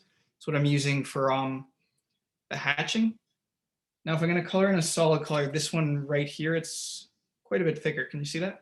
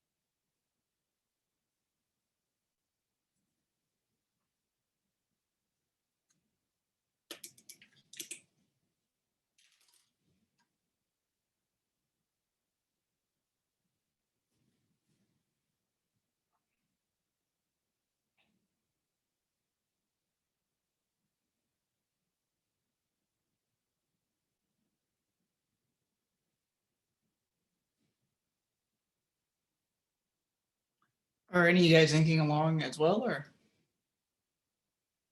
Yeah. what are you using? Oh, I'm on Photoshop right now, digital. You should try it by hand sometime. I know the comic I drew with hand, I'm trying to do it on Photoshop, but like more like better. I'm using Photoshop too, but I'm doing with a pen and a tablet. Well, what do we have here? Maybe 5 minutes. I'll pull this over to Photoshop and I'll show you guys how I color it, okay? Unless, would you rather I go to Photoshop right now and use a different image, one that I've already got prepared? Sure. What about the rest of you guys? Yes, no? Speak up, guys. I'm cool with That either. would be better. Hmm? That would be good. Okay. That works.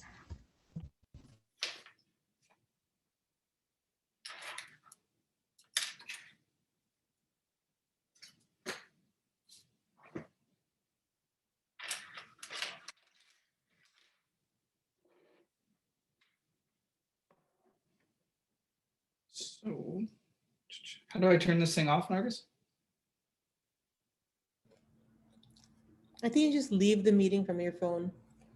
Okay, perfect. Then I'll go to screen share, I assume. Mhm.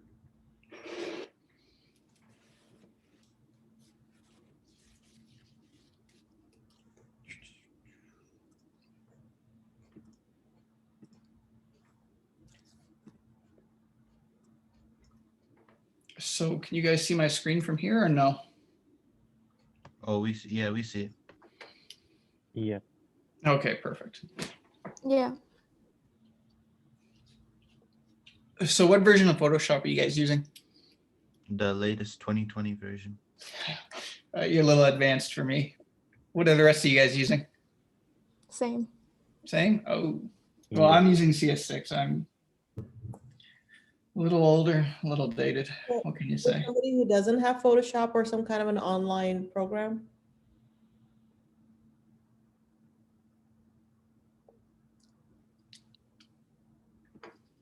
Everybody has something? Okay, great. And even if you don't, anyone in high school, like most of the times, a lot of school boards have like Creative Cloud accounts. So if anyone doesn't have it, then you should look into that.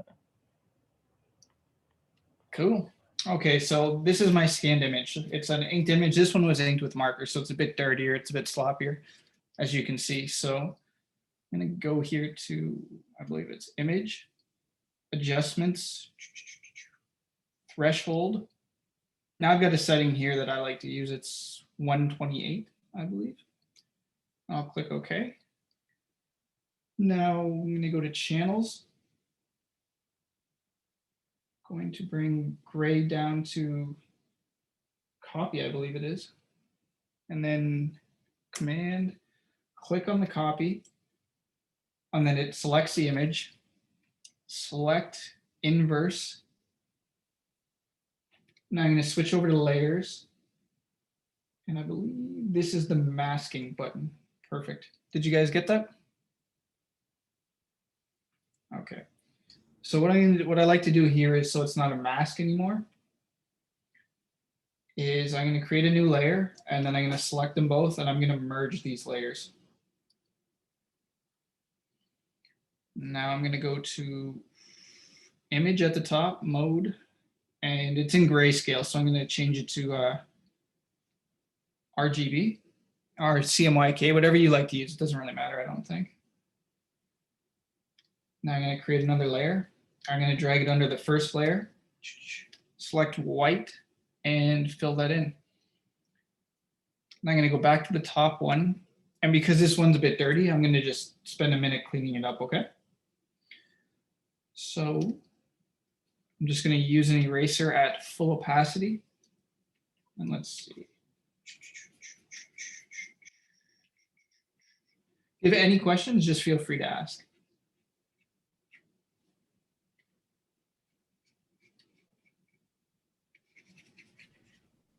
So I have a question. What's up? So in this case, you showed that the lighting is hitting from the left side and It would the other be half. coming from, let's see. Above and about right here, yeah. And so the other half is technically black. Yeah, because it's comic, right? So the shading is more dramatic. It's simplified a bit. Okay. The trick with art you have to remember is there's always going to be a million things wrong with every drawing, every painting. It's whether or not people can tell and whether or not they care, right?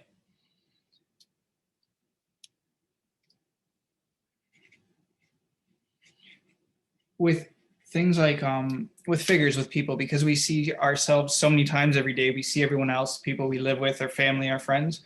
We're very quick to identify disproportional things with people if they're unintentional, right? So it's something you have to be a little bit mindful of, I think. Unless it is, of course, your intention, right? So.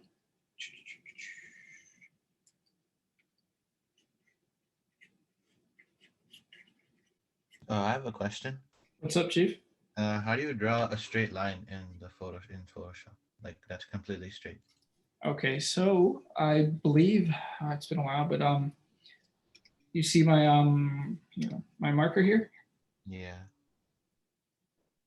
Wait, how'd you hold? I believe you hold down or press it first, then hold down Shift, select where you're gonna go, and press it again.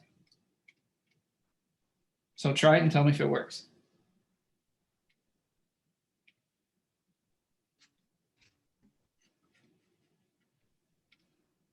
Oh, it kind of worked. Wait. You'll get the hang of it, right? Do it a couple times and you'll figure out how it works. All right. Wait, do I draw and then press Shift or?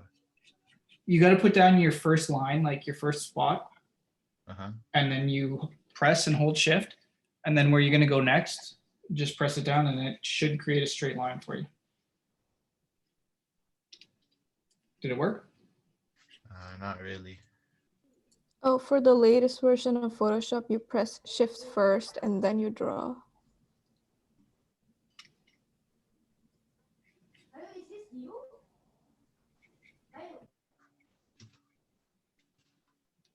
Okay, I got it. Okay, I guess I could clean this up for quite some time. So what I'll do is just give me 1 second, then we'll go into coloring it, okay?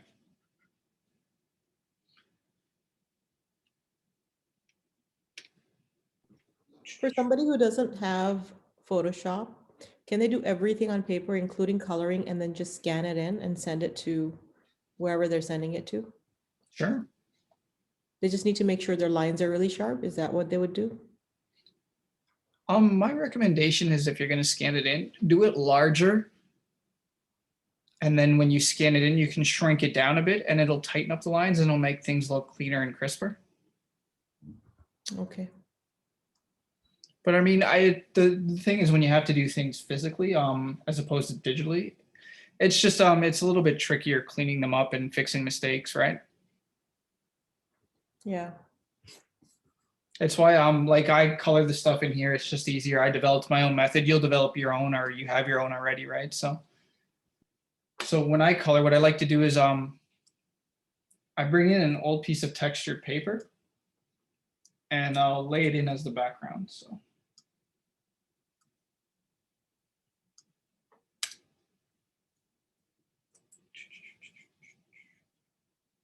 then I'll create a layer and I'll name it base. It is where I'll put my first layer of color down. So here I have a skin tone. It's what I use for at least myself. It's kind of a reddish skin tone. Everybody can see this? Yes. Yeah. Cool.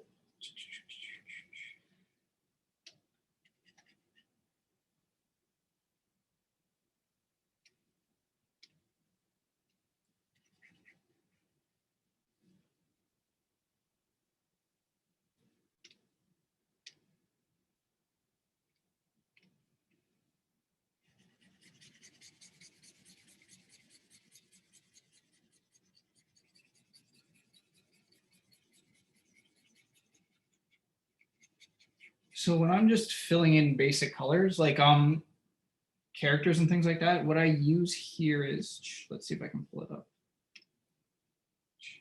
So it's just a simple, I think it's a standard brush, right? It's nothing fancy. It's usually at full opacity, and I just adjust the size depending on my image. So if we scroll down here, I've got a ton of other ones I copied, like I think, let's see here. This one would work good if we were doing, say, fire. I found it somewhere. Or this might be graffiti, I think, yeah. What else do we have? Rocks, you can use that texture, things like that, right?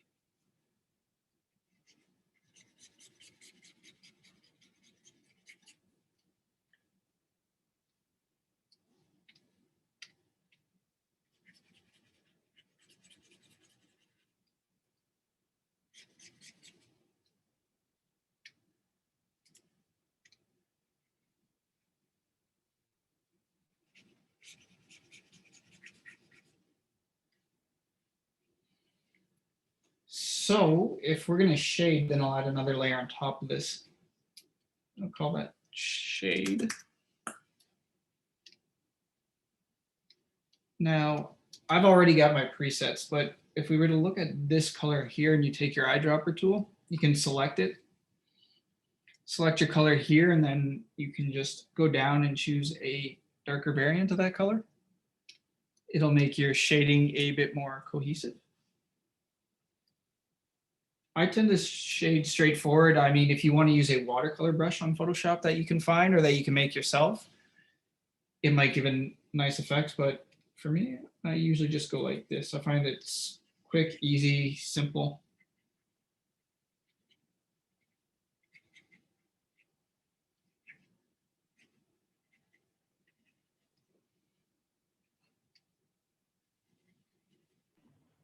Do you have a specific method for picking out like color schemes? Color schemes? It depends on what you're working on. If it's like a really dark comic, you'd want to pick darker, less saturated colors. If it's something more bright, depending on the audience, like kids or something, you want to pick maybe more vibrant pastel colors or lighter, more fun colors. It's always going to depend, right? For my personal stuff, I have a specific palette here. A lot of them are darker. There's some browns, there's some dark reds, some dark blues. So you can also save your palettes, right? Depending if you're working on different projects. I guess it's like painting, right? So I have select group of paints that I always use, certain colors that are almost used with everything. And then I have other ones where I have them grouped into, you know, pinks and blues or reds and greens, and they're used for different projects, which are similar, depending on the feel and the vibe of things. So does that help? Yeah, that makes sense.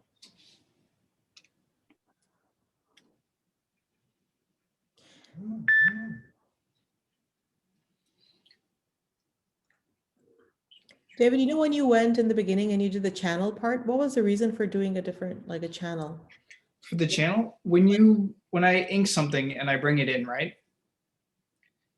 You would have to, I think what it does is it separates the your lines from your piece of paper. So it takes the white away from the black. Okay.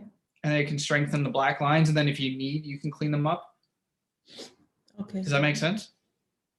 Yeah, so first you just open up your image and channel. What I opened up was, if you look here, when I first had the white image, it was adjustments and I went down to threshold right Right. here. Yeah. Okay. Otherwise, it's a bit tricky, right? Like I think your white and your black will be on one layer. And then that way, like if I separate them, I can put the black on the top because with comics, right, the black is always the top, it's the outlines. And then Yeah. everything can go underneath it. And then you have to be less careful and it makes it quicker, makes it easier. Okay, thank you.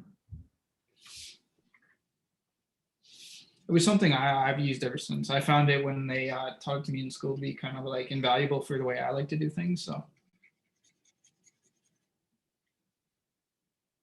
but then again, like once you do stuff, you'll always find you have your way of doing things, which work better than other methods or the way you were taught. So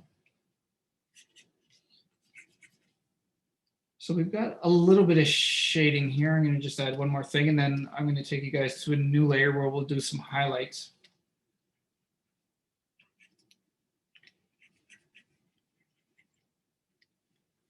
So create a new layer, and we'll call it highlight. I find this a dynamic pose if we zoom out and look at it. So I think I'll make it like a thunderstorm.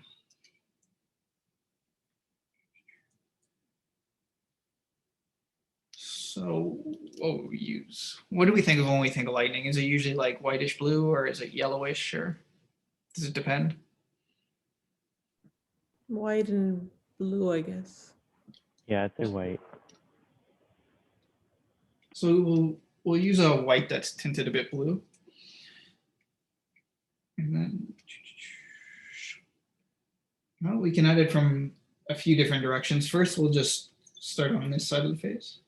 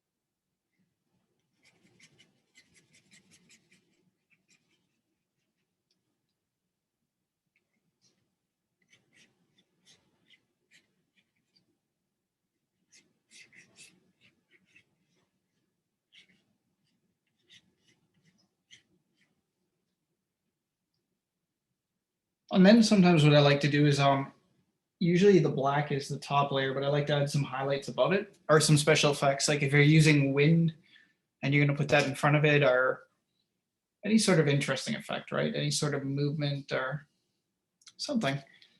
So then we'll add another shade of lightning. Maybe we should change this one a bit though. Make it a bit yellow.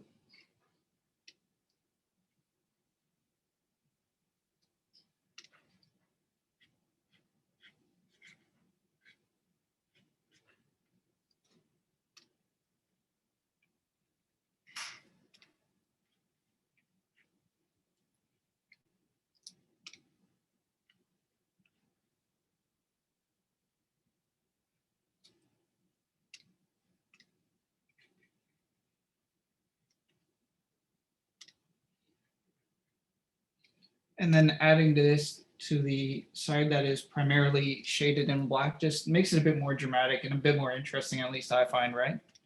So I don't know, what do you guys think? Do you think this extra layer right here brings a little more life to it?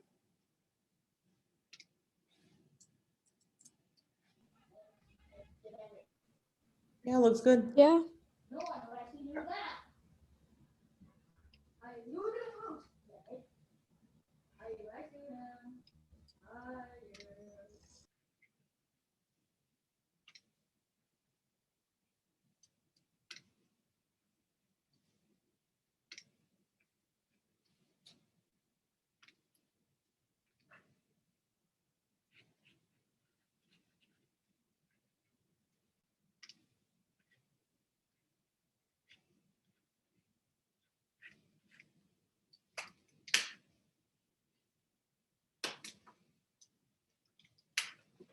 So from here, is there anything anyone would like me to add to this? Would you like to see any sort of special effect or a background or anything in particular? Something to help?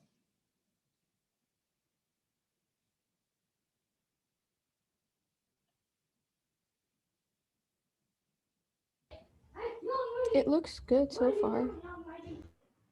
Maybe some dust or something on the hooves, like, you know. Okay, so first what I'm gonna do is I'm gonna create a layer just above the piece of paper that I'm using. I'm just gonna, I call it BG, it just stands for background. Now I'm gonna change the opacity on that because I want the texture to come through a bit. So I'll bring it down to say 60. I'm just gonna select black and I'm just gonna fill that in real quick. Now, it's a highlight layer, so I'll label that. I'll create another layer at the very top, and then I'll call that FX. Or actually, you know what? Dust. We'll call that dust. So where are we here? Are we in the desert or on the plains? Somebody give me something. Desert. Desert. Desert? All right, we're in the desert. So right here, this is a specific watercolor brush. So I found this somewhere. I didn't make it. Let me see if I can pull it up. So if you can see here, I guess this just gives you an indication of some of the properties. I don't think it's on its own, it's not fully opaque. So it's kind of translucent. It's got a weird, interesting texture to it.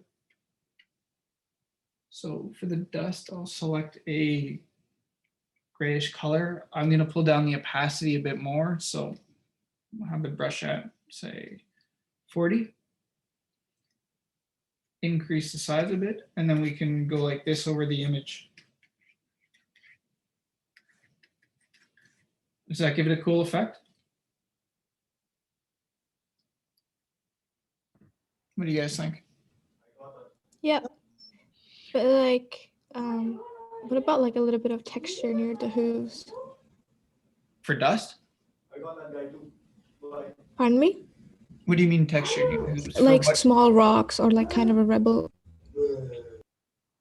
Well, we'd have to go back down to the background layer, or we can create a layer above that and call it rocks. You could also draw them in when you draw on your image, like this is a standalone image.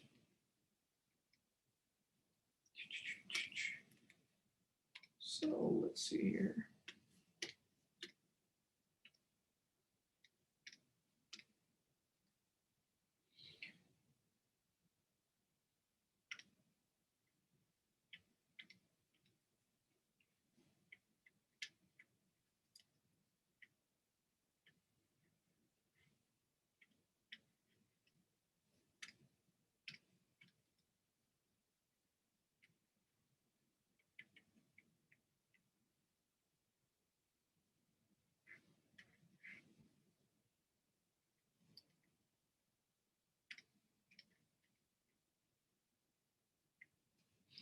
Then one thing I'm just going to do is I'm going to go back up to the dust layer.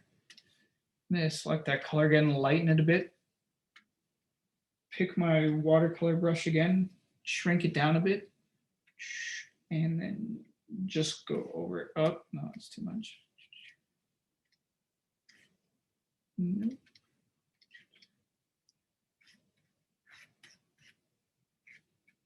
I don't like that.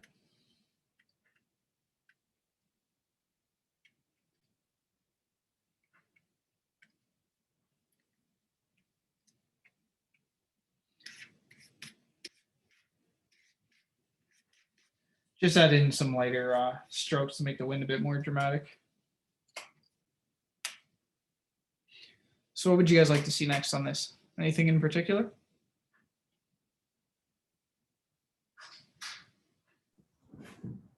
Looks good. So now those of you who are creating your comic, writing and drawing it, you can choose to send it to info@myvoicecanada.com and, you know, clean it up a bit and send it. You might get published. I've also put a form in the chat box for all of you to fill out. If you can please do that before we end today. Man, David, holy cow, mashallah. I love seeing it how it started off with one thing and then it's almost reminds me of Bob Ross in a way, you know, how he kind of, in a way, Yeah, like I've got that. I got the afro, you know. outdated reference, but Bob Ross, check him out. But that's so cool. I was gonna say, just throwing it out there, just wondering if there's a possibility. You know how it was it seems like it's a lightning. I don't know if lightning a lightning bolt would that would we would a lightning bolt fit in this context or no? Like in the background, sort of like a Let's see. Lightning has its own way to be drawn. I think it's been a while since I've done this, right? Because I've been painting so much.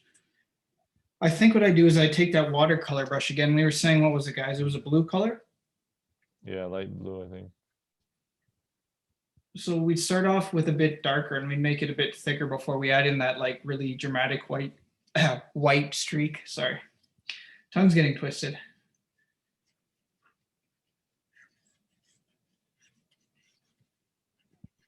All right, before we wrap up, does anybody have any questions?